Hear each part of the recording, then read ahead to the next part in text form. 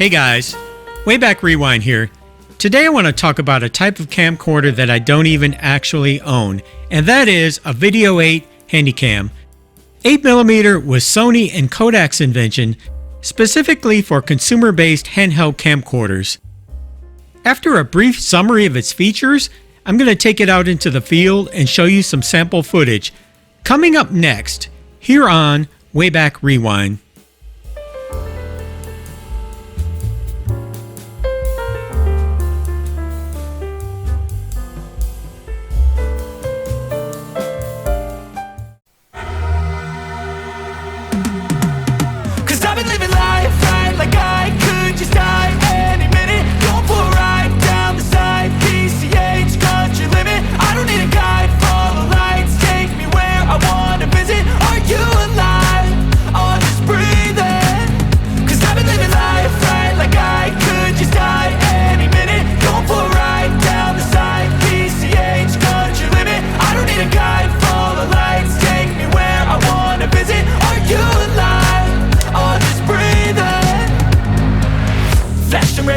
Driving at night, windowless ride, feeling alive. Nothing in sight, forever in flight. Follow those lines, we'll make it this time. Blurry street lights, work as a guide to memories that we're making tonight.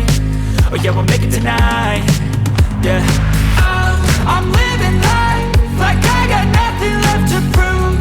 No end in sight, just always staying on the move. I'll go all night if that's just what I gotta do. Life's too short to care about what you can't afford. Memories are in what you explore, so just don't be ignored. Go ask for more, go ask for more. Okay, let's get started. We have here the Sony FX630 Handycam. This is a regular 8mm camera, came out in 1994. 8mm had been around since 1984. It was pioneered by Sony and Kodak. Kodak actually brought it to the market first in Kodavision. Sony may have been first with one of their Handycams, but Kodavision was a full playback and record VCR. So here we are 10 years later. Sony was still selling Video 8 Handycam, regular 8. The market had generally moved on to high band 8mm. The L2, which is here on the cover of Video Maker. The L2 was very popular in 1994. I have an L2 here for size comparison of its competitor. This was a regular 8mm. This was high band 8mm. This one has the dual grip. This one has the standard camcorder grip. These cameras were sold at the same time, were not really competitors. This was more for professionals, more for event photographers, people shooting weddings, birthdays, events. This was more your family camera that people would use if they want to shoot family videos and travel, vacations, and the like. I've got this power brick on here because none of the batteries my friend loaned me will take a charge. So the only way for me to power this is through this power adapter. There's a place on here to put the battery, but when you put the battery on here, you can only choose between charge and power the camera. You cannot do both at the same time. Right now it's trying to charge this battery. It's not going to be able to do that for more than a few seconds worth of energy. I flip this down here and the camera will come on.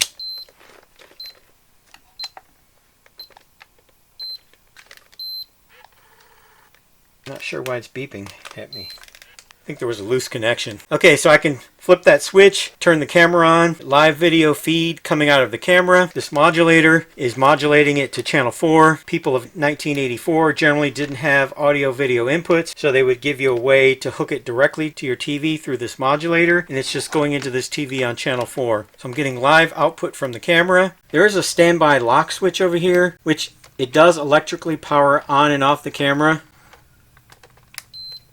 You have to still switch it into camera or player mode over here, but once you're in camera mode, you can hit go.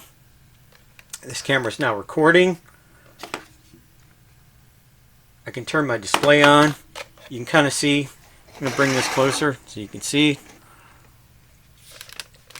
You can see that it is recording.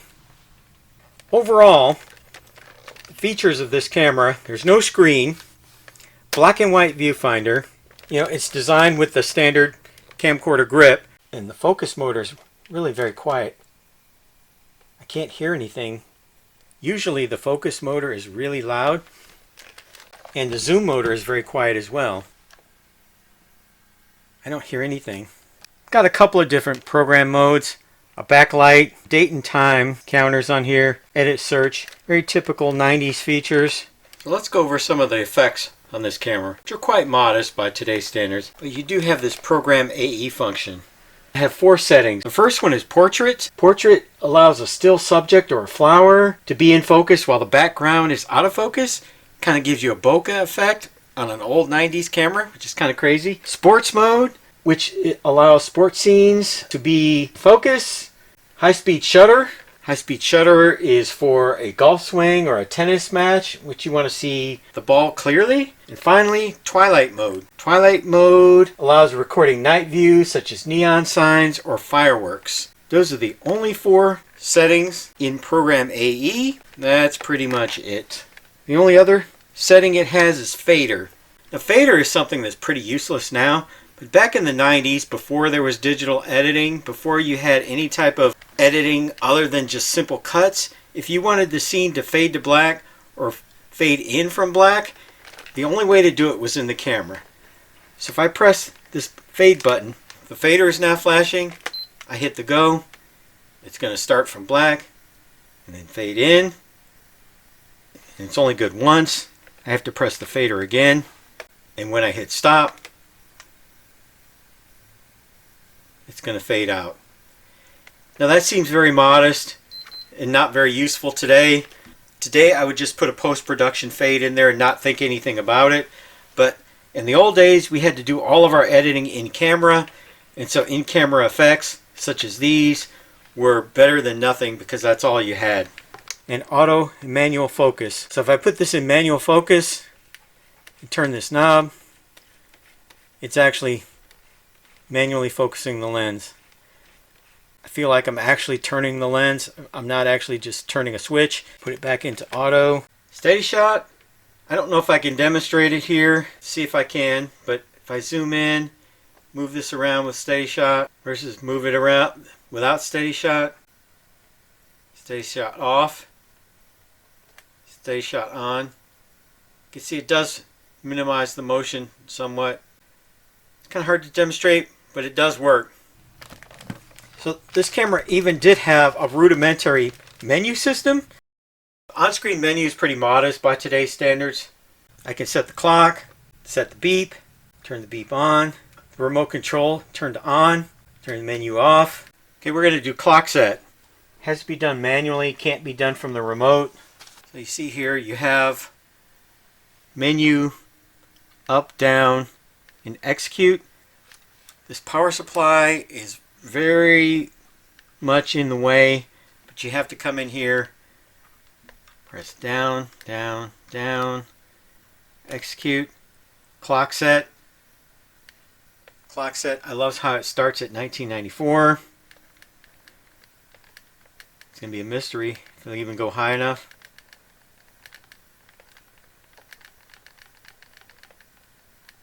Ooh, we got lucky. Finally got the right time in here. Hit execute. I can hit menu again. Now, it's set to auto date. So every time I hit record, it's going to record the date on the tape for a few seconds before it's over. Now, back in the analog camera days, you had to decide to put the time and date on screen. You couldn't change your mind later. If the time and date was on the screen, it was on the screen forever. For digital cameras, time and date is in the metadata. You can display it or not display it. You can change your mind later. For these cameras, there's no such thing as metadata on an analog camera. The time and date is there all the time, or if you select it. So when I push date, I get the date on the screen. When I push time, I get the time on the screen. Time and date. Can't really get both at the same time, so I have to decide as I'm recording in real time whether I want the time or the date, but not both. This camera has a feature which became popular some several decades later. It actually has a version of baby calendar on it. You can put in the age of your baby, and then based on the actual calendar, it can tell you how old your baby is, which is kind of cool. Okay, let me demonstrate this baby calendar feature. I press time and next at the same time.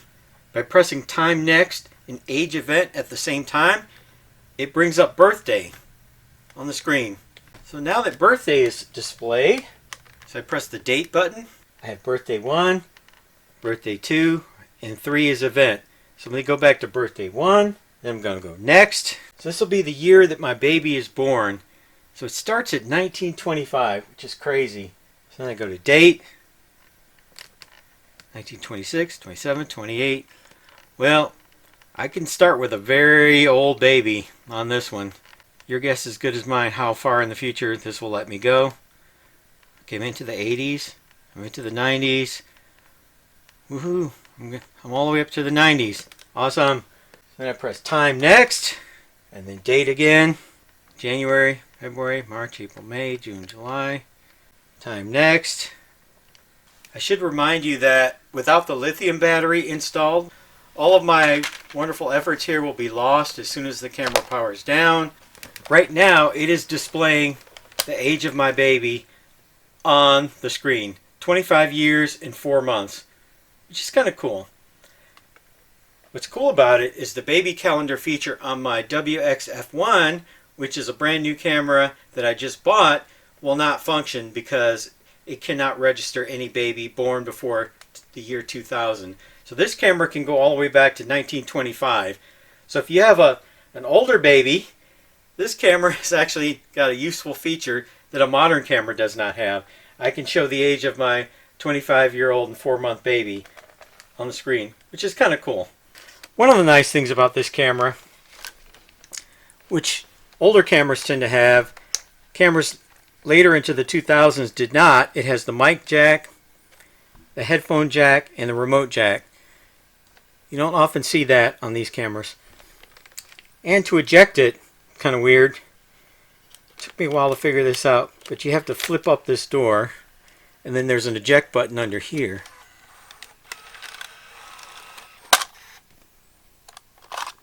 And this is an 8mm camera, regular 8mm, not the high 8.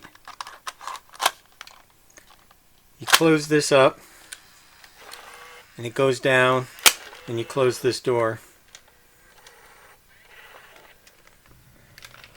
One of the interesting things about the remote, I can actually start and stop this from the remote. So now I'm recording. I'm not recording. I'm recording. I can zoom in. It's a very slow zoom. That's actually good for video. If you're going to video while recording, you actually want it kind of slow.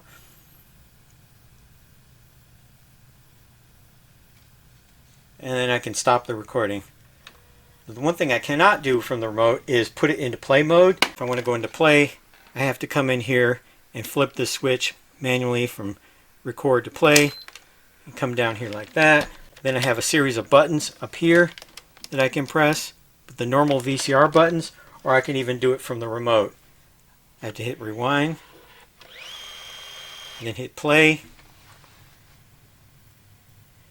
And now this is me actually. Now it's playing back what I recorded earlier. So people in 1994 did not yet have the digital, as I mentioned. They wanted a high band camera. They probably would have gotten a high 8 or a Super VHS or a compact Super VHS. So who was buying the regular 8mm? A couple of markets, perhaps. One, there are people that started with 8mm back in 1994, maybe had a Cotavision, or maybe had an early Sony camera, and 10 years later they were needing a replacement camera, play their existing 8mm tapes. The other audience, perhaps, were people looking for an entry-level camera at a lower price. These cameras were selling for about $600 in 1994. The high 8 cameras were selling for about $1,000. So they were a little bit cheaper for somebody that wasn't planning on editing, wasn't planning on shooting weddings or events. They just wanted family videos. In the first generation, they look pretty good. They don't really stand up very well to editing, multiple generations. So if you were planning to do multiple generations of editing, this probably wasn't your camera. This camera came out in 1994. I mean, if you look at 1994, try to see what cameras were for sale in 1994. There were all kinds of cameras. If you look at Sony's lineup for 1994, I mean, they had the FX series. The FX630 is here. 630 hadn't come out yet, but the 620 had come out the year earlier. The TR series also was out around that time. So the FX series would have cost about $600. The TR series would have cost about $1,000. So this camera is a little bit bulky. Even by 1994 standards, people would have gotten the TR series if they wanted a smaller camera or a high band camera. FX camera was here for people that wanted a little bit less expensive camera, still relatively small. But you can see down here the VX3. This is the father to the VX1000, the very famous DV camera. 1994 was right on the cusp of DV, but DV had not yet come out. But you can also see that compact super VHS, regular VHS, full-size VHS, full-size super VHS, all these cameras were on sale simultaneously in 1994. That was a very interesting time in the camcorder market where pretty much any type of camera you wanted was available. There's nothing super remarkable about this camera. If I were buying it today in 2024, the main purpose for this camera would be the same reason my friend bought it. They have some old 8mm tapes they need to transfer to the computer. To do that, you need a working 8mm camera. This is a relatively inexpensive 8mm camera that you can buy on eBay right now, and it does everything it needs to do. It doesn't have those leaky capacitors that the 90s Canon cameras have. Sony cameras were built rock solid back then as now, and this 30-year-old camera works perfectly fine. Convenient one-handed operation, shoots in relatively good quality in the first generation. If you don't need to edit, it's probably good enough. This would be convenient for taking your 8mm tapes and converting them to the computer. You're going to need some extra help to do that. This does not have a digital output. Of course, it does not have a USB, it does not have a FireWire. You're going to need some help to do that, some type of adapter that can convert analog into digital. I have a whole series of videos that show you how to do that. If that's what you're trying to do. Number one question I get is, how do I get the video into my computer? I have a 6-part series where I show you how to do that. But this camera by itself cannot do that. It needs some help.